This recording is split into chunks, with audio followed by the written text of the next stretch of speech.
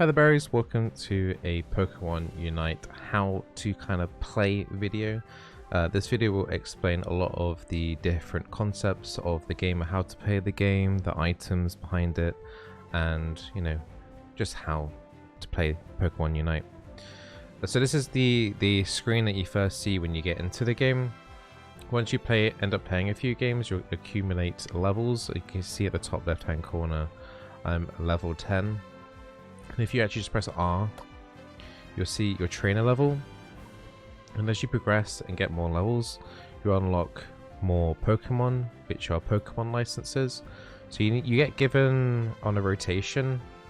Not sure specifically on how often on the rotation, but you get given some free ones to test out, but you don't technically own them. So like next week, for example, you'd have access to some different types of Pokemon available into your games, because when you first load up the game, you don't technically own any. But as you progress through the training list, you'll get unlock Venusaur. There's a Venusaur one license there, and there's a Slowbro license. And as you progress through, you unlock other things like items, which we'll talk about in a second, and you'll unlock more things in the game like ranked, quick matches, and those kind of things. So that's the trainer level. You're going to have a lot of daily missions and unlockables every single day. So under the event section, make sure you claim as much as you can every time. So at the moment, on the game release, you got 14 days of welcome gifts. So I'm on my day 2, and I get another license as well. So we unlock Elonian Ninetales. So just make sure you claim those, and you'll get free stuff. Basically, you don't want to miss out on the free stuff. Also, don't forget to also scroll down the list as well. If you scroll down the list on the left, on the game release as well, you'll get some extra things there too.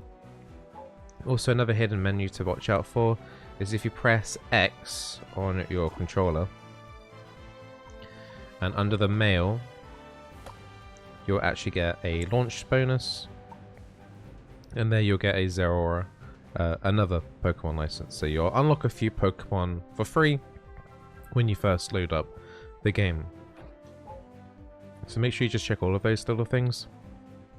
Next, we'll talk about the items. So before you even get to, once you play a few games and understand it, you'll notice that some people have items unlocked. So once you hit a certain trainer level, you'll unlock your first item, potion, and also you have some held items as well. So if we hit X again, and if we go into battle prep, and if we have a look at the held items, these are things that you can give to your individual Pokemon and to increase their stats. So for example here with Muscle Band, I've upgraded it to level 7. I'll show you how to upgrade that very shortly. But Muscle Band is on level 7. We've got some Wise Glasses. Wise Glasses increase my special attack. The Muscle Band increases my basic attack. And we've got some leftovers here which increases my health regeneration and my maximum health.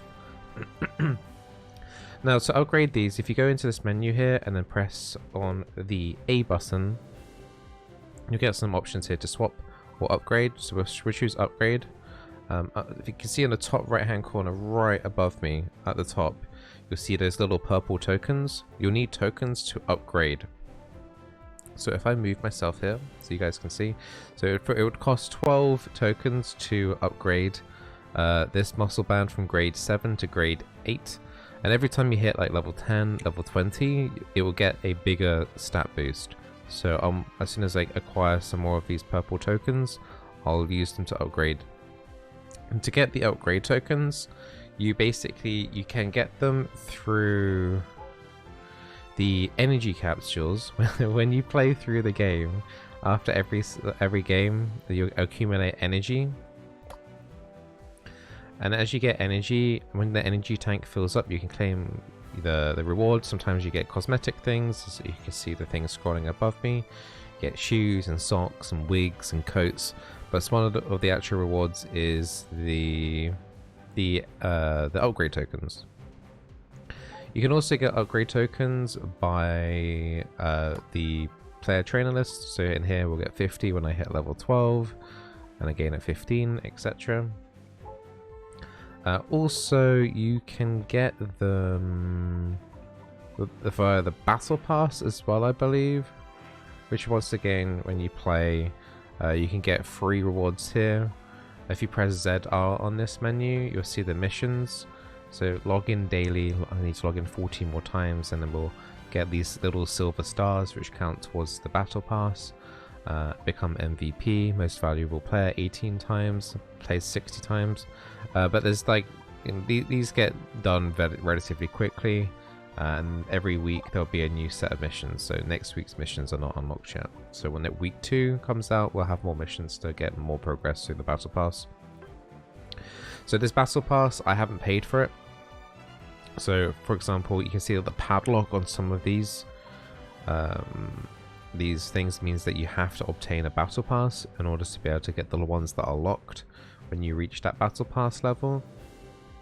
But the ones that say free, you can claim for free, and the item enhancers are free. So as you play the game, you unlock them via here as well. So there's lots of different methods from just basically playing the game that you'll get item enhancers to upgrade those held items.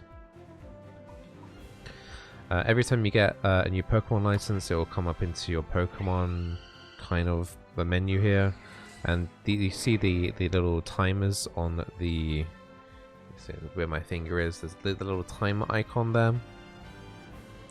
That is the one that will be on free rotation. So I'm assuming next week, for example, we'll have access to like Charizard or Wigglytuff or Gengar, etc. On the rotation, but you won't have access to things like Cinderace on this week. So there's also challenges as well. I'm not sure if I've gone through this as well, but you can get item enhancers and things through this as well by doing the tutorial and things like that. So if I were to do the tutorial, I'd get some more of that currency as well. I don't think that was an item enhancer currency. But in the shop as well, if you want to buy new held items, so if you didn't want those wise glasses or the leftovers, if you go into, I believe it's Zerko Training. Nope, these are skins that you can buy with the premium currency. The multicolored star diamond on the top right hand corner at the very top there, that is the premium currency that you pay with real life money. Let me check the ASOS Emporium items. Yeah, here we go. So in the ASOS Emporium, you have multiple different ways of purchasing for free that you earn from in-game items that you can give your Pokemon. So you got things like Rocky Helmet here. You can have a little browse through. Lots of SP attack and normal attack and defensive stats, and some kind of quirky ones here as well. You can buy those with the tickets, which the tickets are also used for free cosmetic things, or the gold currency, which you acquire for free in game. And as you can see, you can either get some of these skins, like this skin here, for example, this water coat Cramorant set. You can get with 13,000 tickets, or you can pay 1,300 premium currency in order to purchase this. But as you play the game, you'll be able to unlock free cosmetics, so you don't necessarily have to purchase money in the game. Just in case you weren't aware, this game is free to play, so it doesn't actually cost anything, and it's on the Switch at the moment, and it will be eventually coming out onto mobile. Let's jump into a game and actually talk about what happens in the game. So we talked about setting up your Pokemon. You can also change your held items and things like that in the lobby screen. So in a second, we'll get to choose our Pokemon. You can have the same Pokemon as someone else on the enemy team. So in a match, there could be 2 Pikachus, there could be 2 Charizards. But you can't pick the same Pokemon on the same team. So someone else on my team has taken, for example, Slowbro. I can't take Slowbro myself. Let's have a look. I'm just having a look. See, Cinderace is taken. We did unlock Alolan Ninetales. Could maybe give that a go. Or we could do a Greninja game. Let's do a Greninja game, just because I'm a little bit familiar with that. So if you press ZL on this menu here, you can then make sure you got your items equipped. So here, we need to make sure we equipped our leftovers. So once you hit level 10 on your trainer, you can have up to 3 of these items up at once. So it's it's worth making sure that every time you lock in a Pokemon that you have these items equipped. You can't upgrade them from this screen, and also here you can choose your battle item. I'm going for X attack. It increases my damage, my attack, and my special attack. But most people would start off with the potion because that's the first one that you unlock. And actually, when you very first play the game, you actually don't even have potion unlocked. I think you need to hit trainer level 4, I believe, before you even get potion. Just in case you're feeling left out and a bit confused. So we're jumping into our first game. There are 3 different maps at the moment, but the main one is the one that we're about to play on right now, which is a 5v5. There are 2 lanes, and then there's a middle jungle where there are neutral Pokemon that you can eliminate to basically get experience points to level up. As you get more experience points and levels, you start evolving your Pokemon and you get stronger, and then you can choose skills as well. So you start off with 2 basic skills. I think Greninja starts as Croaky, and we start off with Bubble, but then we can then upgrade that later on to Water Shuriken. So at the very start here you get to choose one ability. Okay, let's go onto the top lane. There's too many people on the bottom side of the map. Let's hang out with Slowpoke. So as you kill these neutral Pokemon, you'll get experience. You can see that little circle around my number 2. Next to my name, next to Bizzleberry. Going around, and when it fills up, you gain a level. And as we progress into more levels, we'll have more evolutions, and we generally just get stronger. As we eliminate neutral Pokemon, in the very middle, you'll see a number 9 with the Pokeball. That has energy, and once we accumulate enough, we'll want to try and score a goal. So we just hit level 4. We've got 17 energy at the moment. I'm going to pop my X attack here. One thing those goals do is they regenerate your health, and they also give you a little shield. So you do need to respect the enemy when they're in their orange circles. So if I hold X here, I can score a goal. So we just deposited the 17 energy to get 17 points for our team. You do get some experience for doing that. I think it's too strong underneath the gold to kill, even at this early stage in the game. You've also got these citrus berries that you can take also to heal up on your lane. There's a Zorora down here. I'm going to see if I can chase them. They're running quite fast. You can also use L to change the camera angle. Nice, we got a kill. We've unlocked Smokescreen as well as our ZR attack. Might have to try and use that, just trying to stealth away here. We'll run back to our base here, and we heal up extremely quickly, and then we'll run back out again. So what this Ninetales is doing is, if they're not in their correct lane, so they're walking into our lane, which means they get massively slowed down. Also, when I stay under my purple circle, I get massive increased healing, particularly if they have bypassed a goal that hasn't been destroyed yet. We should be able to destroy a goal soon. So when you score a goal, like this Snorlax is doing to our turret here. So you can see under the bottom there it's 50 out of 80, so it's got 50 health left, our goal. If they score 50 worth of points, then we lose our goal. So you see this one here is 52. 52 take away 26 equals...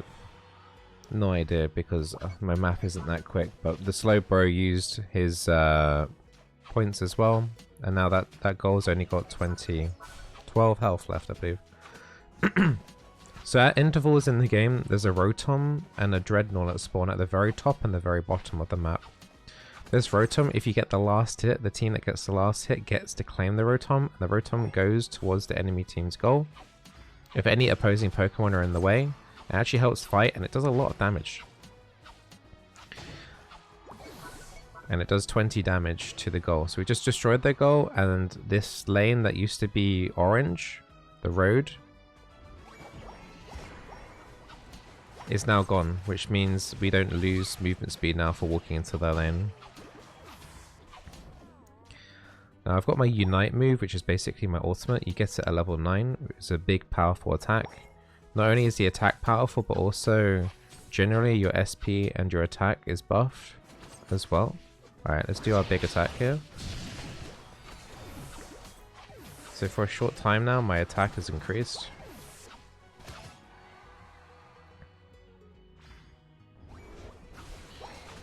That enemy Pikachu interrupted my goal scoring. But nice, we scored a goal and we died. But because we had already deposited and scored our goal, you do drop a few energy orbs for dying in general. I think it's around about 5, but you would lose also a portion of your unscored points as well. But because we had 0 unscored points, because we scored a goal, we dropped minimal amount there. So in the main center jungle as well, you've got this cactus guy. I have no idea what he's called. Let me know in the comments down below.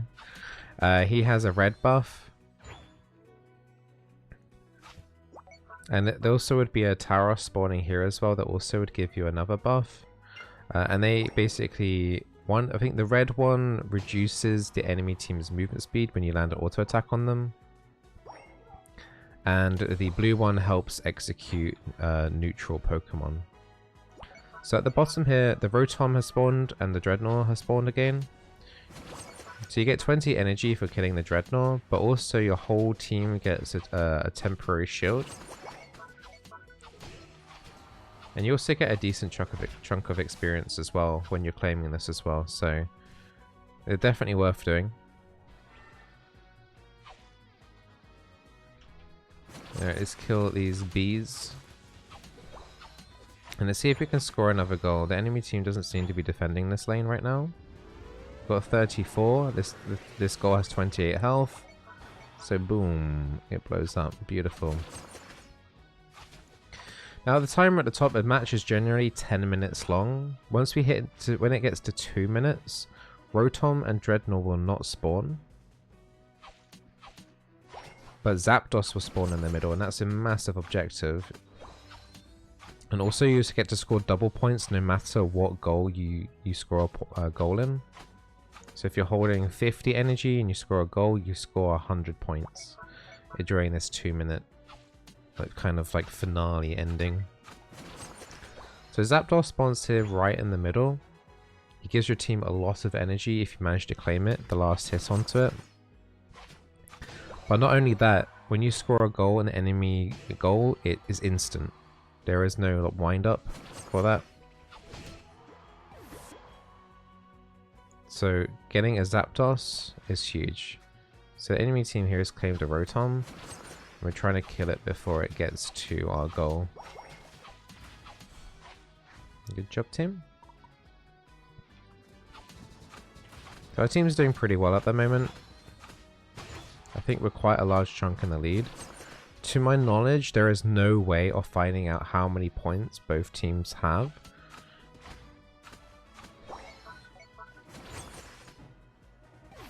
Okay, I've got my ultimate ready, my Unite move here. Enemy team has surrendered, so that can happen as well. It's not in the normal matches, it's not uncommon to, if you're winning particularly hard, for the enemy team to want to surrender and give up.